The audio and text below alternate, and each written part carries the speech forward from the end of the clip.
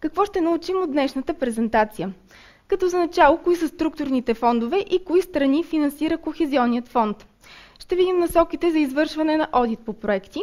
Ще се запознаем с някои съществени разлики между проект и програма, както и между финансов одит и одит на проекти. Ще видим кой може да извършва одита по проекти, както и какви са приликите и разликите между текущ и окончателен одит. Подбрала съм 9 основни, да кажем най-популярни такива, като добро управление, транспорт, региони в растеж, развитие на човешките ресурси, иновации и конкурентна способност, оперативна програма околна среда, наука и образование за интелигентен растеж, програма за развитие на селските райони и програма за морското дело и рибарство.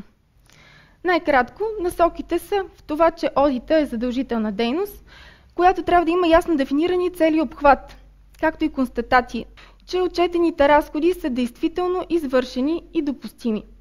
Одиторът трябва да се увери в няколко неща. На първо място, че разходите са действително извършени и допустими.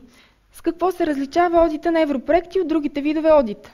Основната, най-съществена такава е, че при одита на европроекти е необходимо да бъдат проверени 100% от декларираните допустими разходи. Каква е разликата между проект и програма? Наобщо казано, проектът е част от програма или най-малкият оперативен елемент.